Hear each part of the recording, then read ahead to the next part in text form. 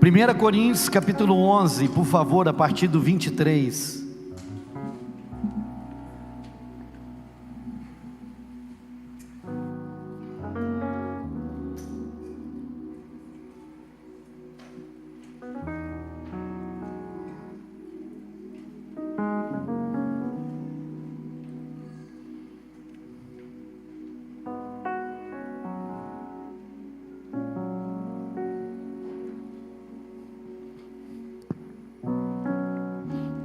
Quem veio na quinta-feira da igreja aqui? Levanta a mão. Muito bem. O seu amigo está aí ou... Não veio? O Herbert não veio? Então eu dar um testemunho. Deixa eu testemunho para quinta-feira então.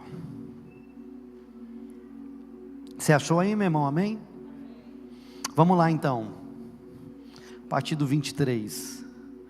Pois eu recebi do Senhor o que também vos entreguei, que o Senhor Jesus, na noite em que foi traído, tomou o pão, e logo após haver dado graças, o partiu e disse: este é o meu corpo que é dado por vós, fazei isto em memória de mim. Do mesmo modo, depois de comer, ele tomou o cálice e declarou: este cálice é a nova aliança do meu sangue, fazei isso todas as vezes que o bebedes em memória de mim. Portanto, todas as vezes que comerdes deste pão e beberdes deste cálice, proclamai a morte do Senhor, até que Ele venha.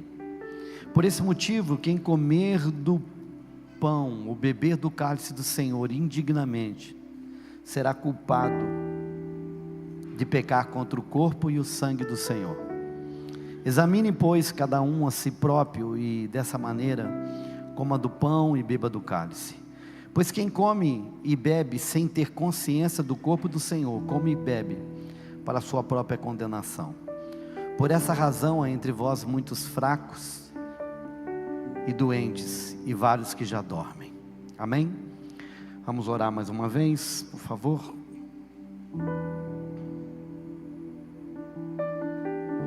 Peça para que o Espírito Santo fale ao seu coração.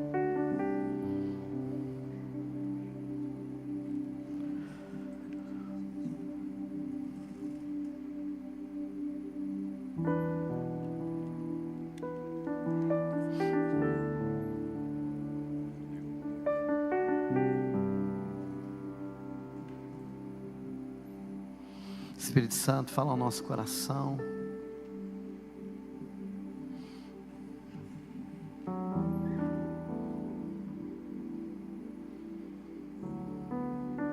Nessa manhã, em o nome de Jesus, amém. Texto clássico, mas sempre muito mal interpretado, mal entendido. E nessa manhã eu quero aprofundar com vocês cada dia mais esse entendimento a respeito de ceia. Nessa manhã eu gostaria de ser um pouquinho mais técnico, um pouquinho mais teológico com os irmãos. E eu gostaria que você prestasse bastante atenção, porque a forma como temos, como aprendemos em alguns lugares, e eu não digo que é má intenção, mas talvez uma falta de clareza maior. Então eu quero trabalhar com os irmãos aquilo que é um dos rituais, porque se tornou um ritual, mas também um dos apontamentos mais claros a respeito do Evangelho. Quando eu olho para a mesa da ceia, e tem aqui os elementos, pão, vinho, nós temos aqui, de uma forma sintetizada, a cruz de Cristo. Nós temos aqui de uma forma, com outros elementos, como eu disse logo no início, a cruz deitada na mesa. A cruz e tudo aquilo que Jesus fez por mim e por você, de uma forma clara, através de elementos.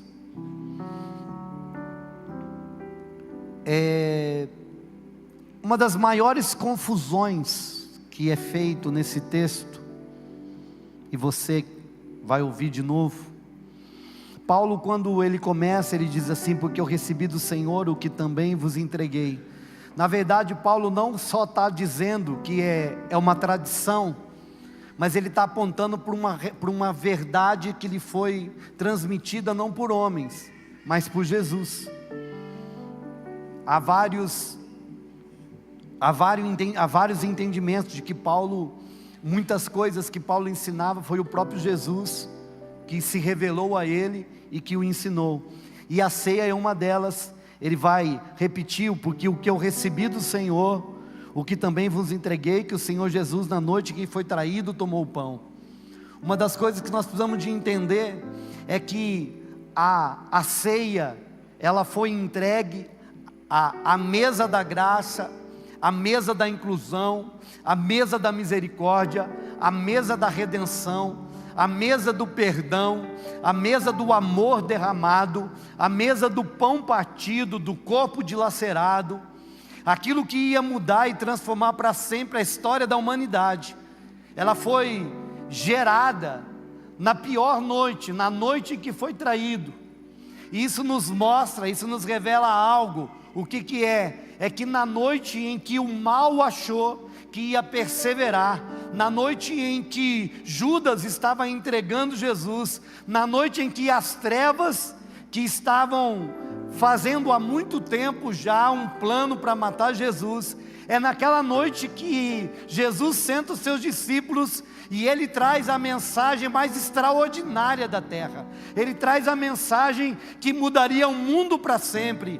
Agora não mais na sombra do que era feito da Páscoa, não mais na sombra de centenas e centenas de anos, apontando para algo que iria acontecer. Naquela noite se estabeleceria nas vias de fato, com atitude, com atos, aquilo que foi feito na eternidade, na onde o Cordeiro foi morto, aquele que então era o Cordeiro perfeito, Jesus Cristo, o Filho de Deus, que veio, nasceu e viveu. Agora então chega a hora dele cumprir a vontade do Pai, e a única coisa que ele espera é que a vontade do Pai seja cumprida.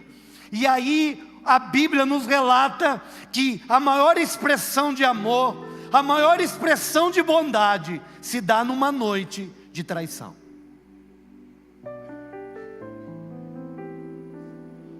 Parece antagônico, não era um dia de festa,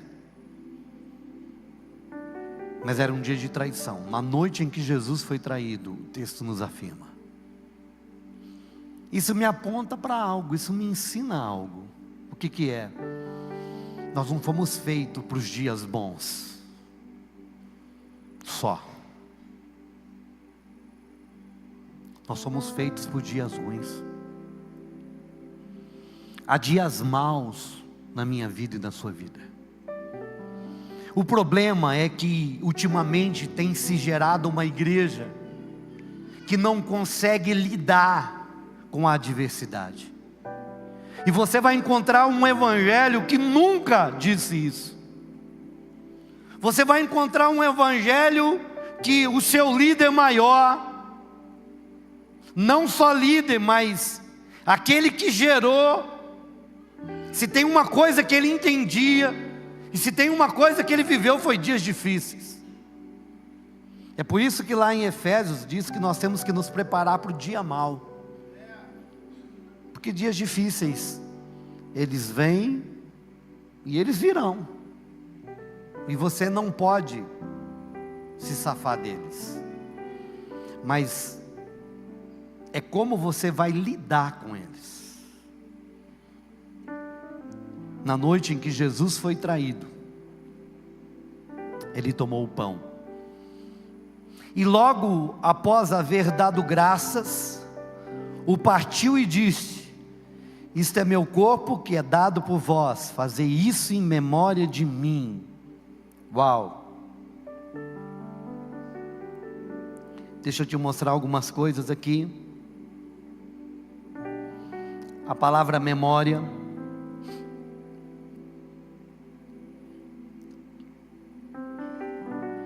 no original, que é traduzida como anamnesis, não é mera recordação, mas um reencontro espiritual. A palavra memória não é só de lembrar que algo aconteceu, mas a ideia no grego é que ela traz um encontro, um reencontro espiritual, um ato que torna presente a obra redentora de Cristo. E é interessante isso. Por quê, pastor?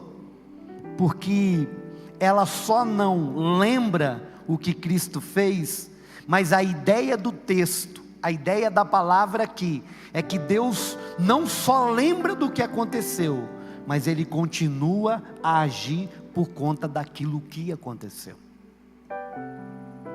Quero explicar de novo. Quando ele diz em memória, a palavra memória não é só uma lembrança, não é só relembrar algo que aconteceu, mas é trazer no momento em que participamos da ceia, o ambiente do que aconteceu há mais de 2000 anos atrás. É como se nós estivéssemos agora e de repente quando nos sentamos diante dessa mesa, quando vamos relembrar daquilo que Cristo fez, não é olhar para trás só, mas é olhar para trás, e a hora que falamos a respeito disso, é um reencontro com o que aconteceu, é um ambiente que se é trazido de volta, e isso faz com que Deus traga as verdades e as realidades daquilo que aquele ambiente representava para mim e para você hoje, agora.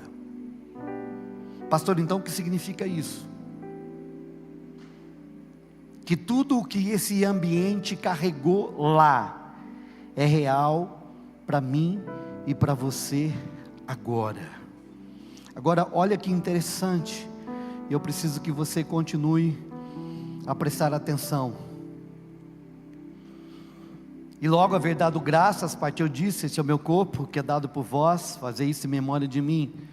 Do mesmo modo, depois de comer, ele tomou o cálice e declarou: este cálice é a nova aliança do meu sangue. Deixa eu te mostrar algo que é muito interessante.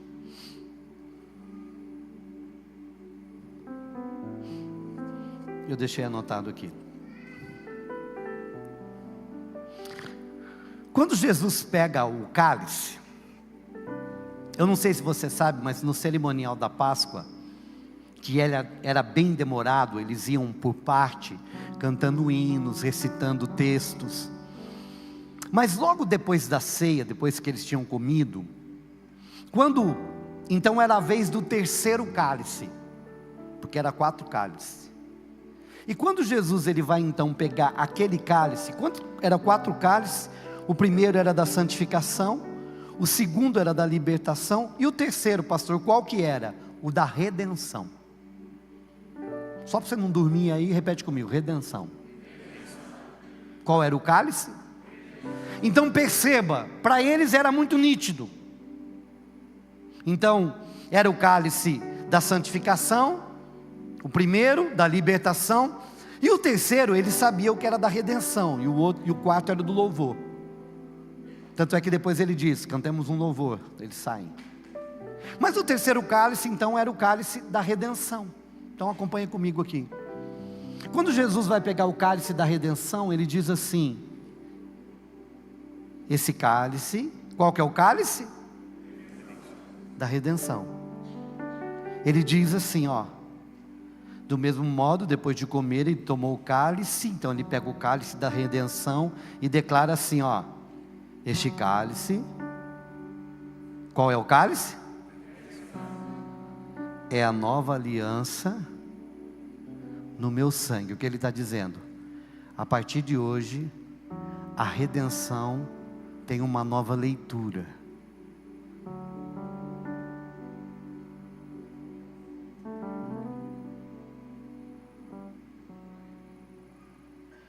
A nova redenção. Olha o banheiro aí, as conversas aí, o culto acontecendo.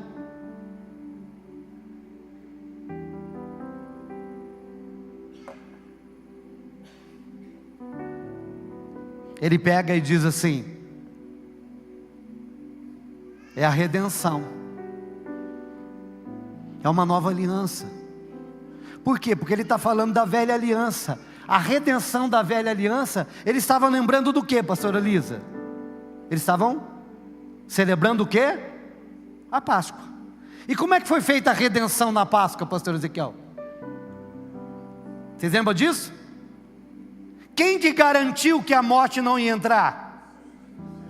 O sangue do cordeiro, mas de animal, lembra? O que trouxe salvação, o que resgatou eles da escravidão do Egito, que foi a última praga, a morte dos primogênitos, aonde então Faraó libera o escravo, os israelitas que eram escravos. Então a redenção deles, eles sabiam exatamente que era o sangue do cordeiro. Agora Jesus está dizendo, não é mais sangue de animal. A nova aliança agora, ela tem algo novo, é uma aliança nova. E a redenção agora não é sangue de animal. Hebreus vai falar disso. Porque agora a eterna salvação, ela não é conquistada mais por sangue de bodes, e nem de cabritos, e nem de bois. Agora o sangue foi do precioso Cristo Jesus, que derramou o seu sangue de uma vez por todas. Jesus estava dizendo, ei, a redenção agora não é sangue de animal. A salvação, a redenção agora, a nova aliança, ela é promulgada. O que é? Ela é estabelecida, ela é registrada no cartório eterno. Sabe o contrato que a gente vai lá e assina no cartório e você fica comprometido com aquele contrato? Agora Jesus está falando, ei, a nova aliança, ela foi promulgada por um sangue, o meu, a redenção de vocês agora, a garantia é o meu sangue, a redenção, a salvação é pelo meu sangue.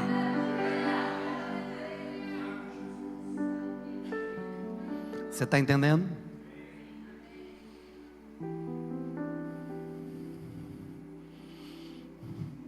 E Jesus diz assim: do mesmo modo, depois de comer, ele tomou o cálice e declarou: este cálice é a nova aliança do meu sangue. Fazei isso todas as vezes que o beberdes. Fazei isso todas as vezes que o beberdes em memória de mim. Então escuta.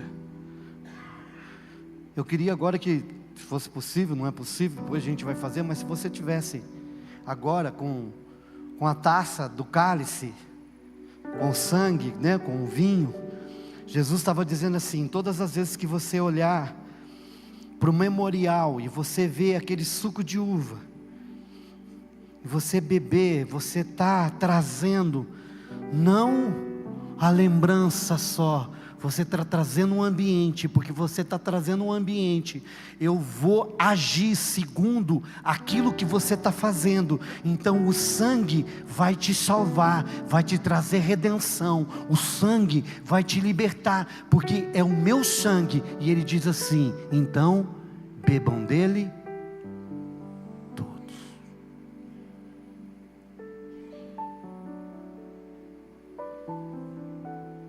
Ele não fala que é para você ver se você pode beber. Ele fala assim: bebam dele todos. Eu vou beber para vocês, faz de conta que aqui é o suco.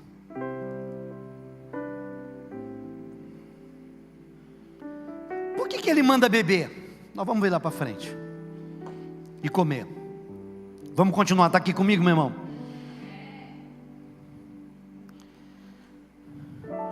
26, porque todas as vezes que comerdes deste pão e beberdes deste cálice, proclamai a morte do Senhor até que Ele venha. Eu falei sobre isso na última ceia, a mesa que fala.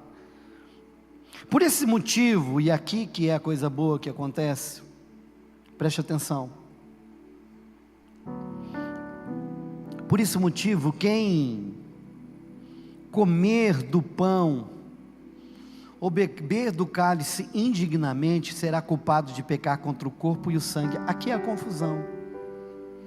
Aqui é a confusão do século. A palavra indignamente, ela vem do grego anaxios, que não é um adjetivo, mas é um advérbio. Para quem conhece língua portuguesa, adjetivo você coloca na pessoa, advérbio não. Paulo não fala de uma pessoa indigna, mas de uma maneira indigna de participar. Na verdade seria melhor traduzido, quem come e bebe de modo indigno. Quando diz aqui, quem come e bebe indignamente, não está falando do sujeito, mas de como ele está fazendo. Alô?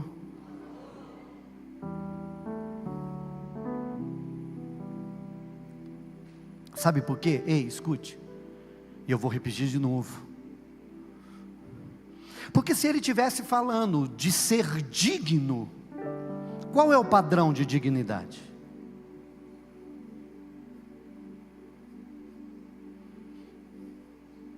Porque ele vai dizer assim: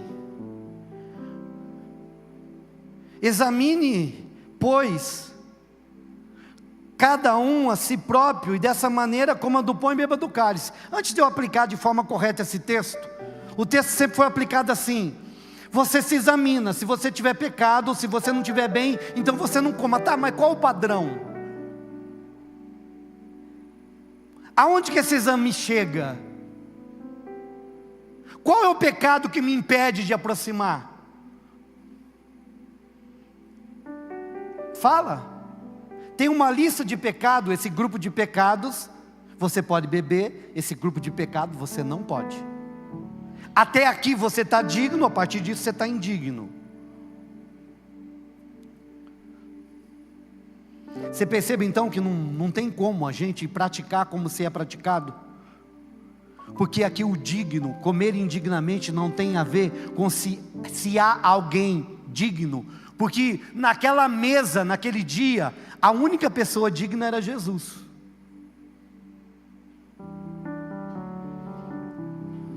Pastor, mas eu sou digno. No padrão de quem? Se for no padrão da Bíblia, todo mundo está errado. Porque a Bíblia diz assim que aquele que diz que não peca, já pecou. E se você quer saber qual é o padrão da Bíblia,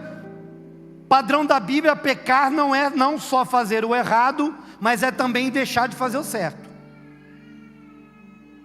Quem se enquadra nisso?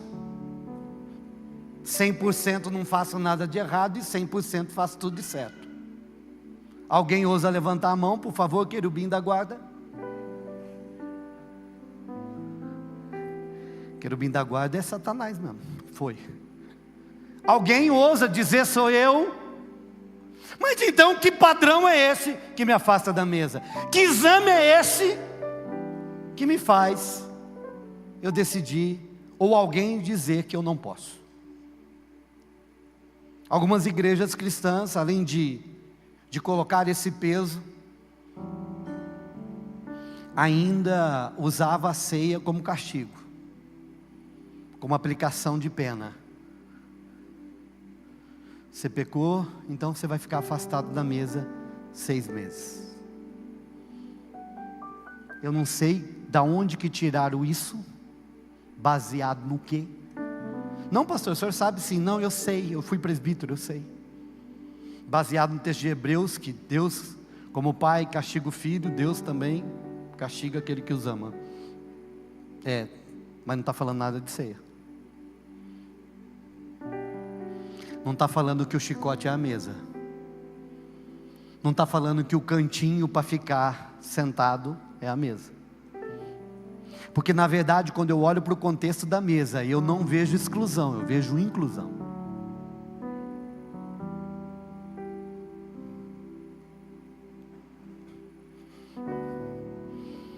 Logo, indignamente,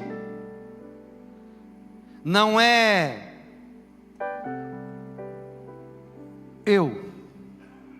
ou não sou eu, mas é a forma como eu me apresento à mesa.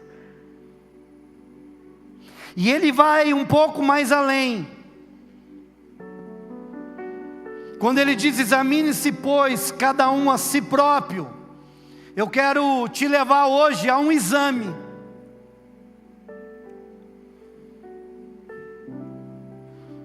Você pode me ajudar, sim ou não? Você pode fechar teus olhos aí, alguns instantes, por favor? Alguns instantes de exame, uma introspectiva.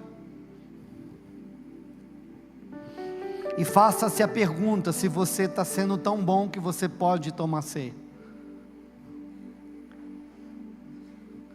O exame não é se você está com as contas em dia, viu?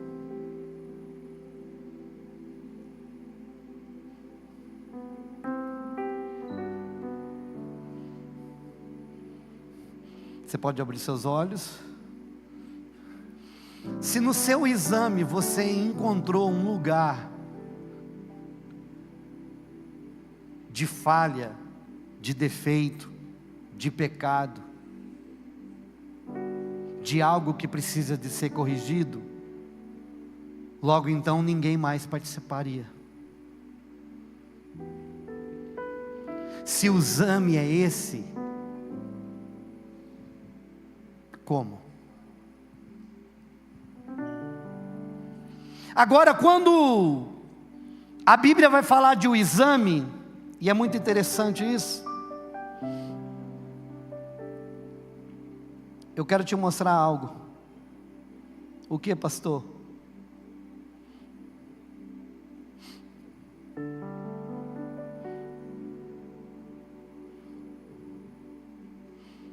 Preste atenção. A palavra exame aqui vem do grego dokimazeto, deve ser isso, que significa passe-se por prova, termo usado em contexto de teste de metais, ou um autoexame, um refinamento espiritual, e não uma exclusão. O que ele está dizendo? Paulo não diz afasta-se depois de examinar. Vamos ver o que ele diz aqui? Examine-se, pois, cada um a si próprio. E depois do exame, qual que é a conclusão que ele quer que eu e você cheguemos? Termina o versículo para mim. Eu vou falar a primeira parte, vocês falam a segunda. Examine-se, pois, cada um a si próprio e... Ele está falando examine e não coma?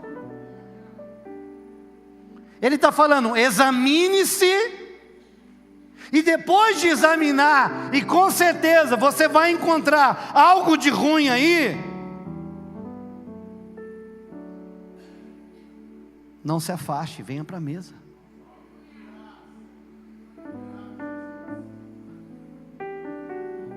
Aí você vai dizer assim, meu irmão, e eu sei que você vai dizer aí com toda a piedade do mundo: ah, pastor, mas então a pessoa aprontou a semana inteira, e aí ela vem para a ceia, e aí ela pode comer? Pode! Porque a mesa não é mérito, a mesa é cura. Ei irmão, ei irmã, você que está me olhando assustado aqui, eu sei que você está olhando assim. Porque quando eu falo disso, eu ouço, sabe aquelas bolinhas de pensamento? Herege. Ei, olha para mim. Você tem uma pessoa, não precisa de responder, você tem uma pessoa na sua família ou perto de você, que é um drogado, que bate na mulher, que rouba a mãe, um ladrão, uma pessoa que vive totalmente fora do padrão que a Bíblia ensina? Quem conhece alguém aqui essa manhã? Olha, tem gente que não conhece. Você não conhece não, Kátia aí? Vocês não conhecem? Então levanta a mão, ué. Isso, oxe. Tá vendo? Vocês acham que eu não estou vendo, hein, irmão?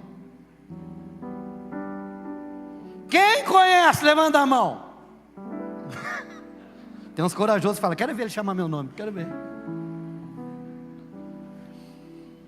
Ô Maurício, se nós conhecemos essa pessoa que está tudo errada, o que a gente fala para ela? O que você vai falar para ela? Você que quer ajudá-la. Sabe que jeito que você fala? Você fala assim, ó, continua longe de Deus mesmo, porque você não é digno de Deus. Jesus morreu, você fica nessa palhaçada aí. A hora que você melhorar, você vem para Deus. É assim que você prega o evangelho?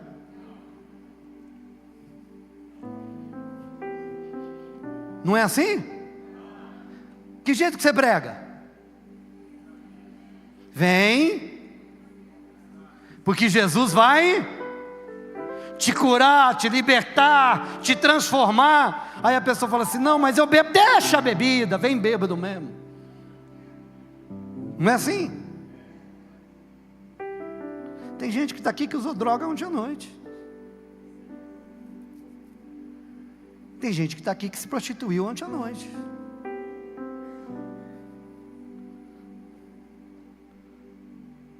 Tem gente que está aqui que está fazendo um monte de troço errado aí. Mas aí você quer que eu fale para ela, não venha para ser curado, continua onde você está?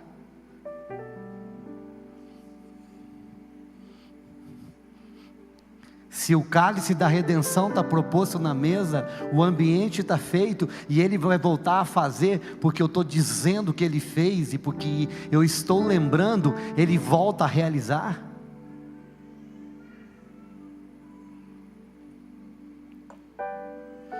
Escute, olha que interessante, Jesus vai dizer assim, Paulo, examine, pois, cada um si próprio dessa maneira, como do pão e beba do cálice, não se afaste. Sabe por quê? Porque eu não posso tirar a salvação de quem precisa.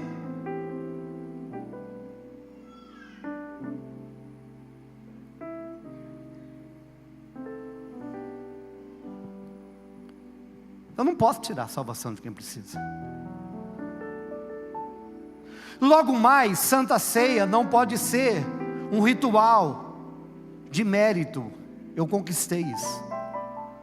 Porque no reino de Deus ninguém conquista. Fomos conquistados por Ele. E fomos conquistados para Ele.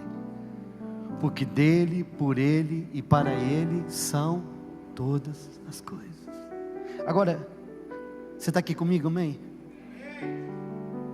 Pois quem come e bebe sem ter consciência do corpo do Senhor, come e bebe para a sua própria condenação. Ei, comer indignamente é comer sem discernimento. Então bora lá. Olha que interessante. Discernir o corpo é o verbo diakrinon, que significa discernir, distinguir, avaliar corretamente. Paulo usa o termo para indicar percepção espiritual, reconhecer o que o pão representa. Então ele está falando, comer indignamente é chegar na mesa sem saber o que ela simboliza, é chegar na mesa sem saber o significado. Agora sabe o que é interessante? É que o pão da mesa representa dois aspectos da igreja. Primeiro, representa o corpo de Cristo, que foi partido e moído por mim e por você, mas também representa a própria igreja, o próprio corpo. Quando Paulo está falando, vocês estão discernindo, vocês não estão discernindo, vocês estão comendo indignamente, no capítulo 10 ele vai falar do contexto, o que é? Que na época que eles reuniam, como a festa do amor, que era a Santa Ceia, havia uma prática reprovável do que? Tinha gente comendo mais e gente comendo de menos. Os ricos se separavam em grupo e os pobres ficavam com fome. Paulo está dizendo, vocês estão para a mesa e não estão vendo o irmão. Vocês estão indo para a mesa sem o amor, que é o vínculo de tudo. Vocês estão indo para a mesa e não estão enxergando o próximo. Vocês estão indo para a mesa e não estão entendendo o que é ser corpo. Você sabe que eu e você também podemos pecar nisso. Quando eu venho para a mesa achando que eu sou melhor do que meu irmão que está do meu lado. Quando eu venho para a mesa sem liberar o perdão que o meu irmão precisa para continuar caminhando. E eu também. Quando eu venho para a mesa e acho que por causa da minha conduta e o meu jeito de viver, eu sou aprovado por Deus e o outro não. Quando eu fecho os olhos para a necessidade.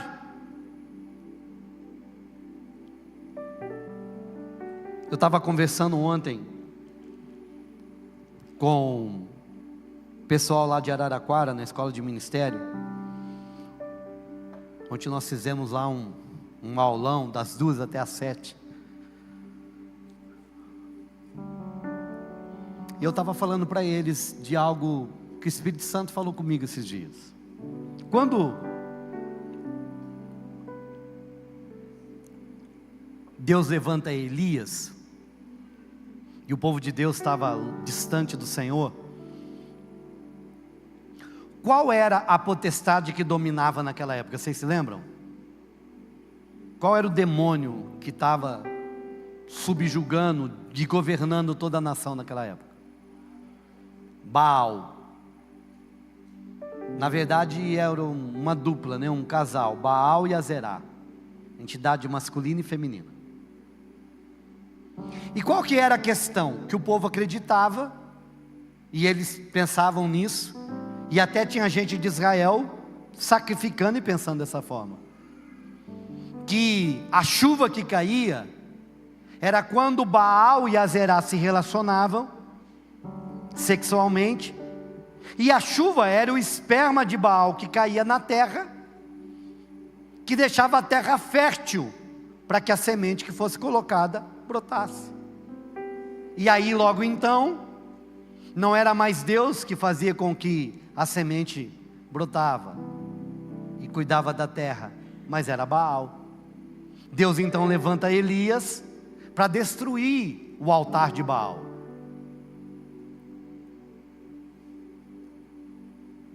O problema da igreja naquela época, do povo naquela época, era Baal. Eles sofriam a influência de Baal. E hoje, qual é a potestade que nós lutamos? Você sabe? Qual é a potestade que influencia o Ocidente? Mamon.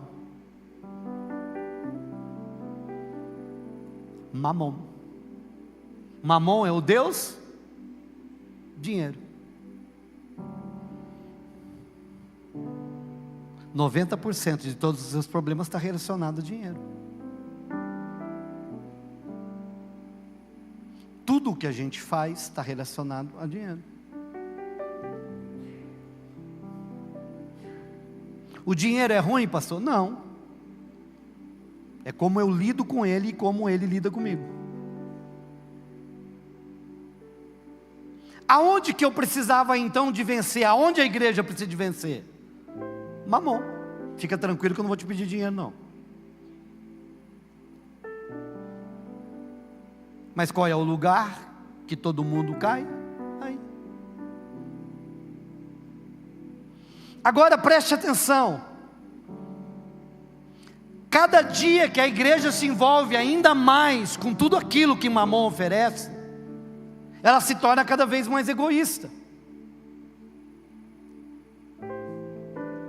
Eu estava conversando com um pastor essa semana, um pastor de uma igreja muito grande, a igreja dele tem quase 6.000 pessoas.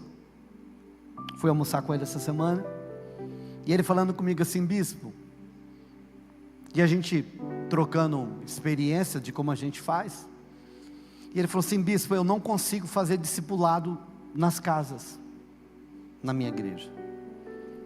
Eu falei: por quê? Ele falou assim: porque o povo não gosta de receber e não gosta de ir. As pessoas não gostam de receber gente na casa delas, e não gostam de ir na casa também. Então eu promovo os discipulados na igreja. Os ensinos eu promovo na igreja, eu trago para a igreja, porque as pessoas não querem receber na casa delas.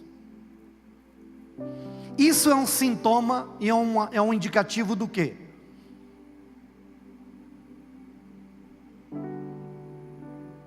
Exatamente do que você pensou. De individualidade. Cada vez mais os muros estão mais altos. Cada vez as pessoas se isolam mais dentro daquilo do seu mundo. Eu não vou receber gente porque vai sujar a cozinha. Eu não vou receber porque a empregada veio e a casa está limpa. Eu não vou receber porque o banheiro está com os problemas e eu não arrumei ainda. Eu não vou receber porque dá trabalho. Eu não vou receber porque suja isso. Eu não vou receber porque eu tenho que dormir. Eu não vou receber porque eu tenho que descansar. Eu não vou receber, e tem um monte de coisa. E quando você vai ver, tem tudo a ver com egoísmo. Eu não quero ter trabalho.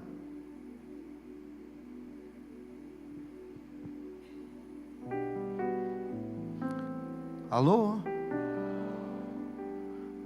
Mas quando convida você para ir na casa dos outros, você vai com uma beleza. Ô, vem aqui na minha casa, ô, se eu vou.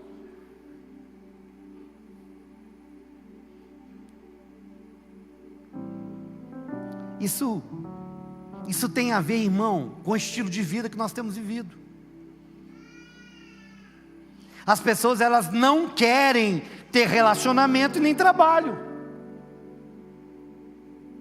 Elas não querem a sua individualidade.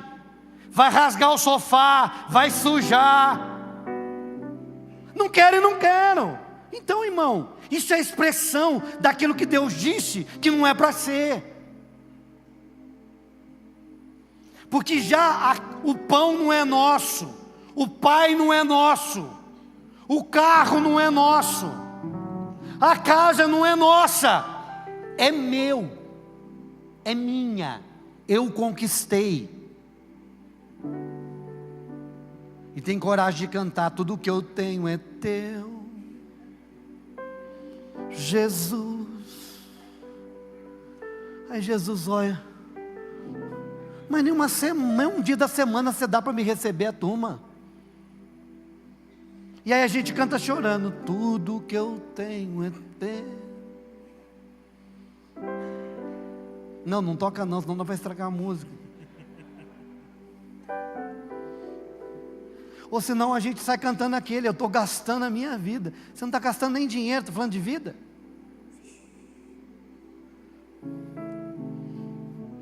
Irmão, só devo falar uma coisa para você ver como que é a questão de mamon. Deixa eu só te provar uma coisa. Você não precisa de levantar a mão, não precisa de fazer cara feia, nem de endemoniar. Tem uns pais de irmão, vou falar igual mineiro, tem uns pais de irmão aí, que ontem gastou 300, 400 na lanchonete, no restaurante. E se a sua família é mais de 4, foi 500 pila.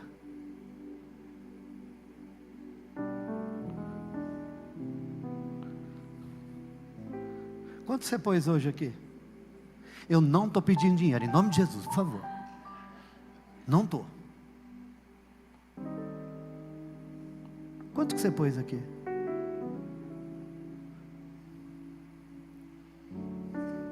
Você sabe aquela história, aquela piada das notas? Eu vou atualizar, tá? As notas se encontraram. 5, 10, 20, 50, 100, 200. Menina, quanto tempo não te vejo?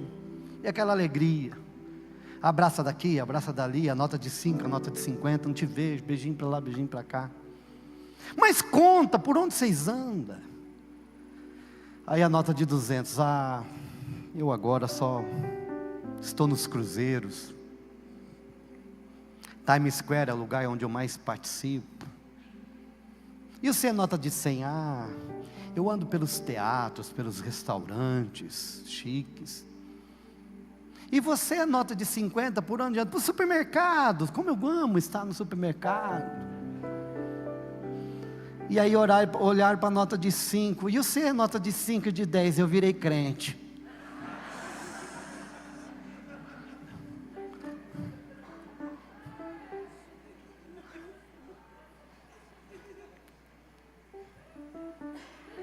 Tem que converter umas notas de 200 aí, gente.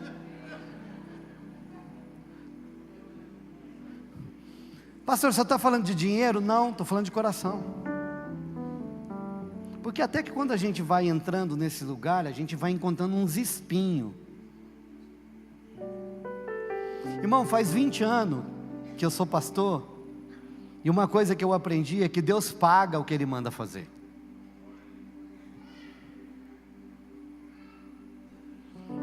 Faz 20 anos que nós temos visto Deus sustentar essa casa. E Ele vai continuar sustentando a despeito se você vai entender ou não. Porque a obra é dEle, a missão é dEle, o nome é dEle, e a glória também é dEle. Então, não é para Ele, é para que eu e você vivamos algo. Pastor, mas tudo isso tem a ver com ceia? Tem, sabe por quê? Porque é onde a gente se perde. O dinheiro é capaz de se tornar um Deus. Em Lucas capítulo 16, Jesus vai dizer: você não pode servir a dois senhores, ou você serve a mim, ou você serve a Mamon. Mamon rouba o amor, rouba a dedicação, rouba o altruísmo, rouba o companheirismo, rouba a bondade. Ele rouba em nome de que você merece, é teu, você ganhou, é meu.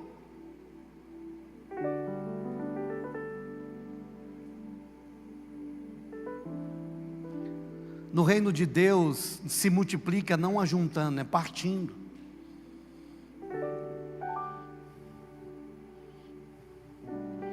Jesus partiu o pão e o pão multiplicou. A multiplicação se dá na divisão no reino de Deus, não na soma. Pastor, e que tudo isso tem a ver com ceia? Quando eu venho para a ceia sem olhar para o meu irmão, sem olhar para o corpo, sem olhar para a necessidade, sem olhar para aquilo que ele está sofrendo, sem olhar. Hoje no louvor nós estávamos aqui e eu vi o B chorando. Cadê o B? Foi embora? Cadê o B? Cadê o B?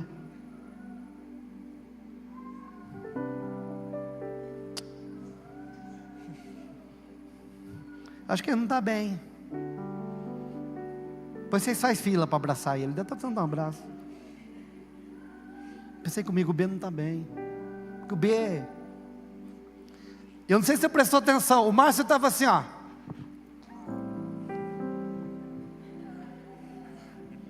E o B assim, ó. Mas quem conhece o B sabe que o B não é assim. Então quando eu chego na mesa, eu olhei para o B e falei: o B não está bem. Depois eu vou lá perguntar como é que ele está. Depois eu vou lá orar com ele. É chegar na mesa vendo o irmão.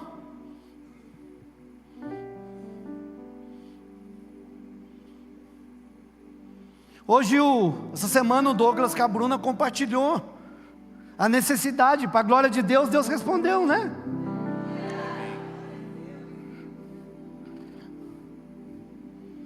Sabe, irmão, não existe ceia, não existe mesa sem partir de pão. E quando Jesus diz assim: vocês não estão discernindo, é quando eu venho para a mesa para buscar a benção para mim.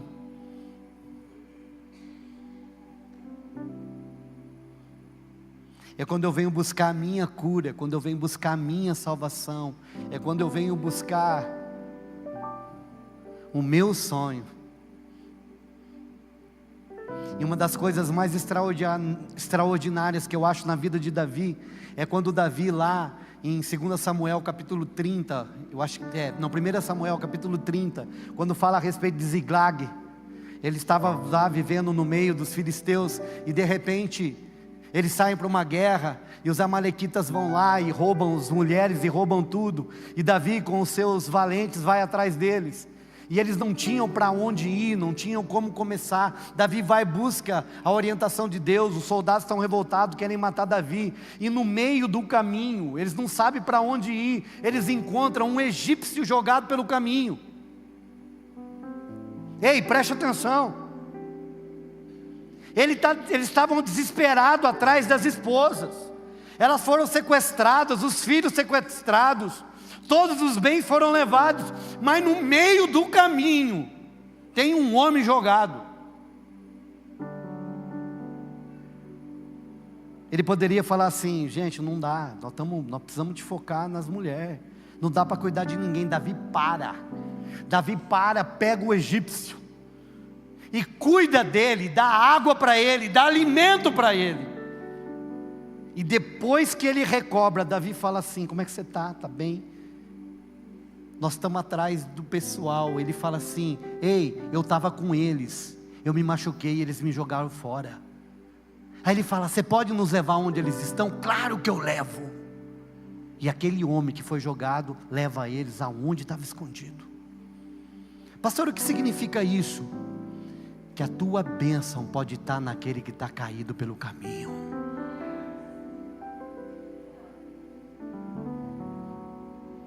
Que a tua porta aberta pode estar parada naquele que está precisando da sua ajuda.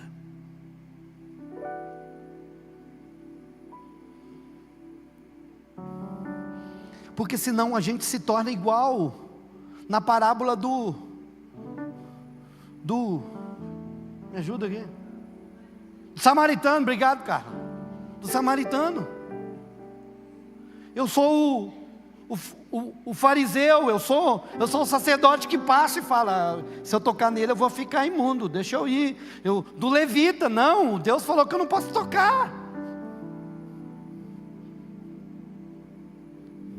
Aí vem aquele que todo mundo despreza, ele vai lá e coloca nas costas, leva e abençoa.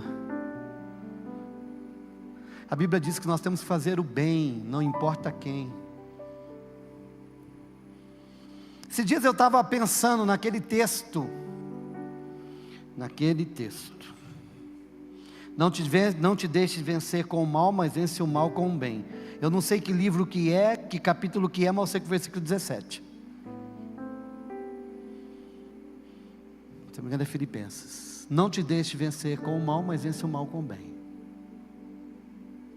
Deixa eu falar uma coisa para você. Quantas pessoas aqui já foram vencidas pelo mal e continuam caídas pelo mal que te fizeram?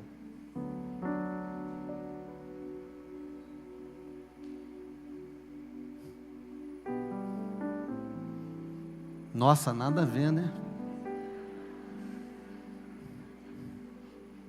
Você nem para fazer aí, tirar o 21 por 17. Não te deixe vencer pelo mal, mas vence o mal com o bem. Romanos 12, 21, obrigado. Não tem nada a ver com 17. Presta atenção.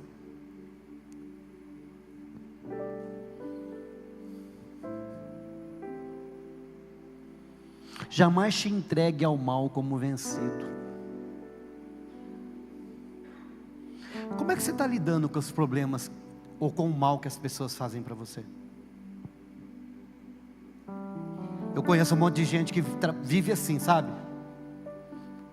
Cansei de fazer o bem, ninguém reconhece, ninguém vê o que eu faço. Sabe o que eu vou fazer? Não vou fazer mais nada. Quero que todo mundo morra.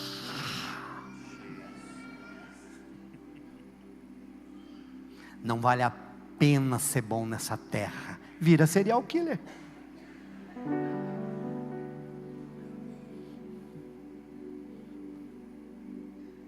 Sabe quando eu faço isso, Claudinho? Eu vou trabalhar, mas não reconhece, então eu não quero trabalhar mais não. Sabe por quê? Porque ninguém reconhece, ninguém vê o que eu faço, nada está bom para esse bispo, nada está bom. Então você quer saber de uma coisa? Não vou fazer mais nada. Nada está bom. É gente que está sendo vencido pelo mal. Nem que o mal for o bispo.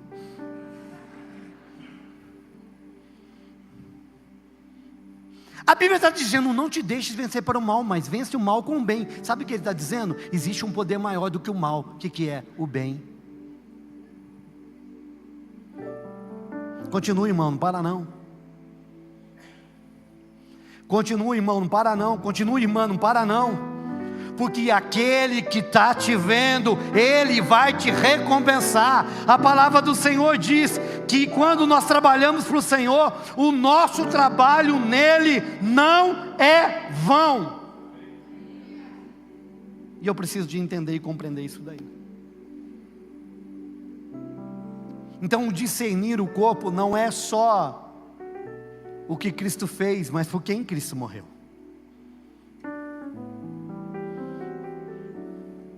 Dá uma olhadinha de canto de zóio para essa pessoa que está do seu lado. Agora olha para o outro. Não, irmão, não é igual o carro, fica assim, ó. Vou te dar liberdade para você olhar para trás, se você tiver afim.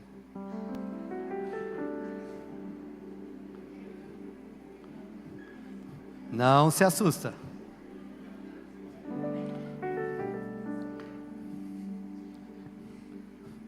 Você sabia que essa pessoa aí é alvo do amor de Deus?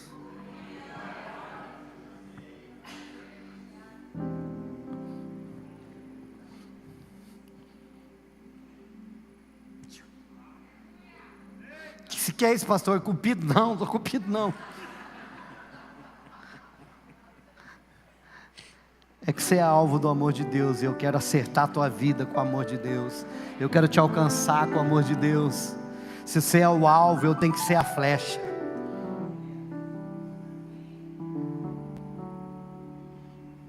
Eu quero ficar por aqui hoje, irmão.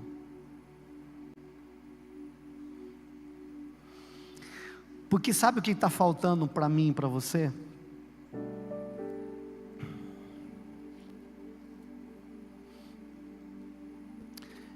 Menos fantasia e mais prática.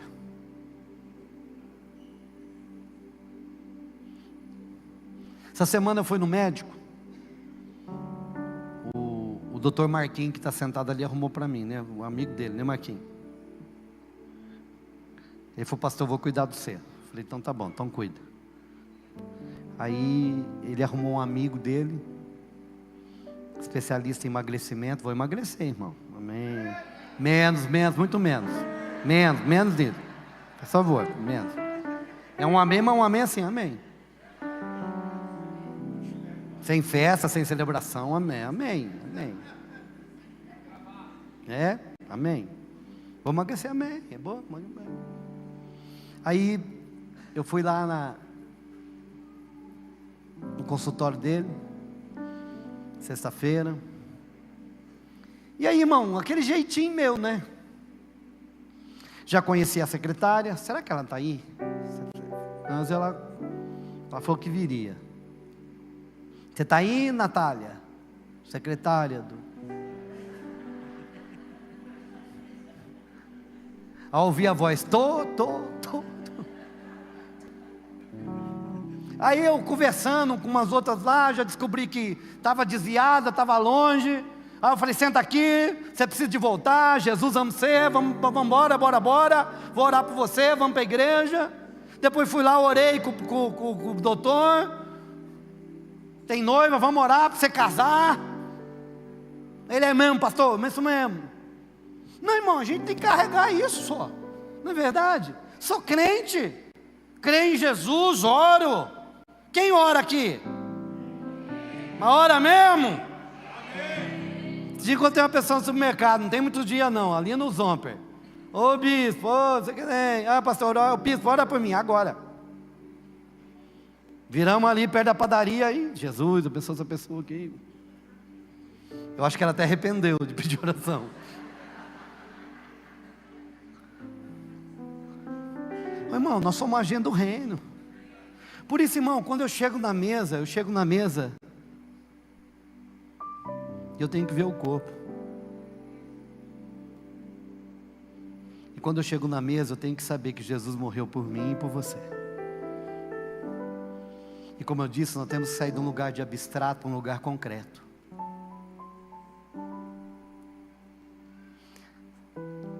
Ah, pastor, glória a Deus, aleluia, né? O trabalho dos valentes. Irmão, tem que amar demais para amar quem não quer ser amado.